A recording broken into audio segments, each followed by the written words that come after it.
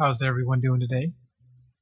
So today I want to go over the process of how to create a multi-character select screen. So think about it this way. You have multiple characters players can choose from, and you want to essentially be able to take the selection from the main menu screen into the actual game. So for this example, I'm going to be utilizing these cubes. So they can represent anything you want them to. They can be your character, your vehicle, a weapon, anything you want to bring over from, say, a main menu into the actual game. So I'm going to go over the prefabbing process. It's pretty straightforward.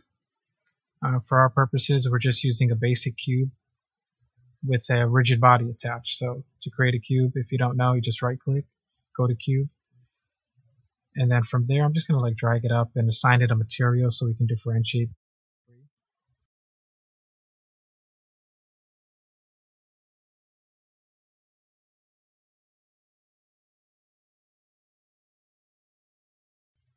And let's see here, to create a material, just make sure you're in the folder you want the materials to be in. So I'm just going to right click, go to create, and then from there, material, and then let's go with orange. And then from here, just kind of get like a nice shade of orange there. So just go ahead and drag and drop the material onto the cube or assign it however you like. And then from there, give it a name. You don't necessarily have to. And to create the prefab, it's pretty easy. From the hierarchy, once you have everything set up, I'm going to put a rigid body on mine. And you'll see why later, but once you have everything set up, imagine like your player character with the player script and everything in place. You'll just drag it from the hierarchy into your prefab folder, and that's pretty much it. You have a prefab there.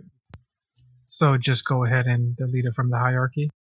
And usually in my scenes, I always like to have some type of manager controlling certain situations, events. In this case, it's going to be a manager for the UI. So this is just essentially, we can call it a menu manager. It's going to control the buttons and then the logic behind toggling through the different prefabs. So make sure you have two scenes as well. I have the menu scene, and then I also have the level scene that we're going to go into after selecting our character or prefab. I'm just using character as a general term here. So make sure you set that up before you proceed. And then, let's just kind of go into 2D view here. We're going to try to figure out, like a good angle to set up our canvas. So, to create a new canvas, it's pretty straightforward. Just right click in the hierarchy under UI, select canvas.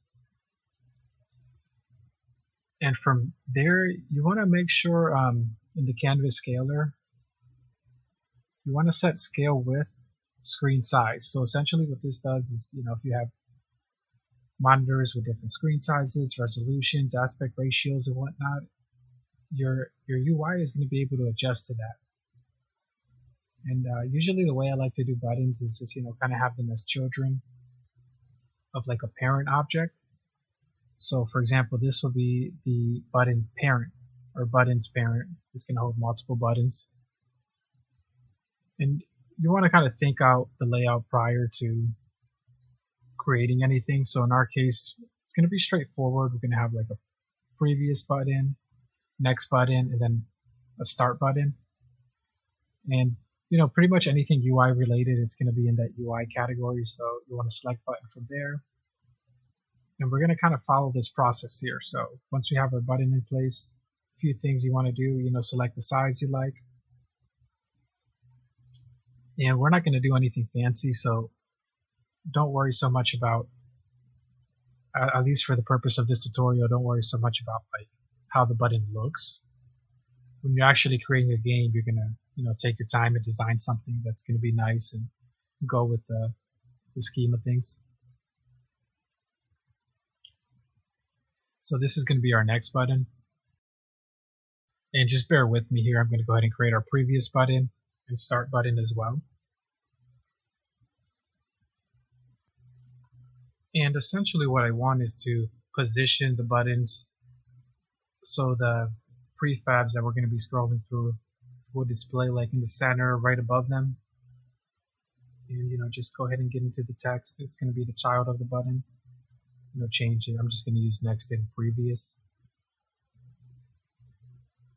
And this process is pretty repetitive, but once it's all said and done, it's really going to come along together. So from here, I do want to change the background. I don't like the whole skybox thing. I just want to make sure the buttons are working. And for the background, essentially, I just want a flat color. So for that, we're going to have to go into our camera and then change it from skybox to solid color. Pick whatever color you like. You don't necessarily even have to do this step, just a personal preference. And I'm pretty happy with this here. I think I'll go with this shade of blue or whatnot. And I want to add some type of backdrop.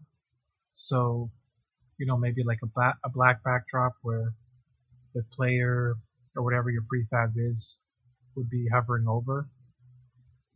I'm just going to go ahead and create something within the UI, within the canvas. But let's do our start button first. So this is going to be the button that's going to be responsible for actually getting us into the game. And again, you can name this whatever you like. I'm just going to use start so the player knows this will start the game. I'm just going to kind of change the layout a little bit, make it a little bit wider.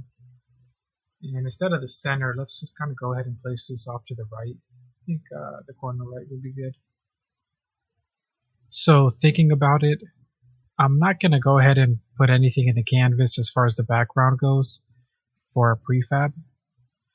Instead, what I'm going to do is I'm going to go ahead and use a cube, but I'm going to have it within the actual scene as opposed to the canvas. This way I can essentially have the shadow bounce off. So let's just quickly go ahead and change our camera to orthographic. And then within the hierarchy, just go ahead and create another cube. Now I'm going to go ahead and scale this out a bit differently. That way it looks like like a platform or a background that's part of the canvas, even though it's really just a cube.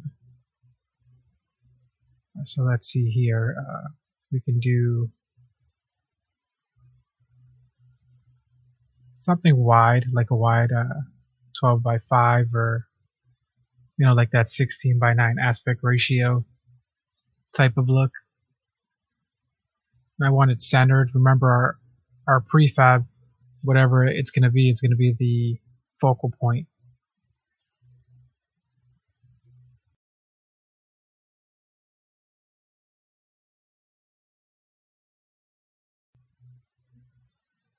Kind of like bring it up a bit, call it background. I think right there looks good. Bring it back because we want the prefab to essentially stand in front. So imagine this. I'm going to go ahead and create like a child object really quick, just to give you an idea of where I would want the prefab to be. So just keep a close eye on the right, the game view. Now, if you see the blue cube there,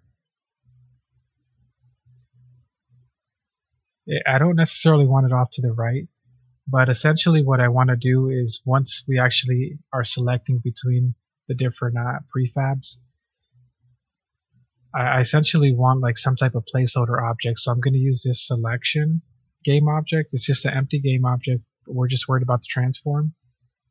I'm going to use that as the parent to where the prefab is going to show when the player is essentially scrolling through, selecting previous and next.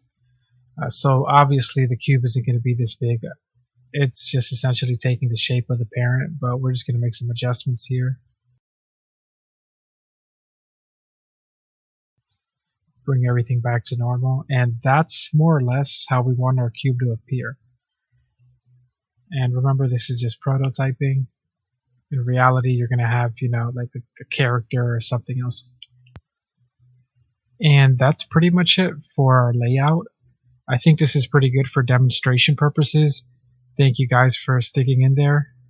And in the next video, we're going to be using player prefs to manage the selection, and we're going to be able to scroll through the different prefabs we have there. So stick around, and I'll catch you guys in the next video.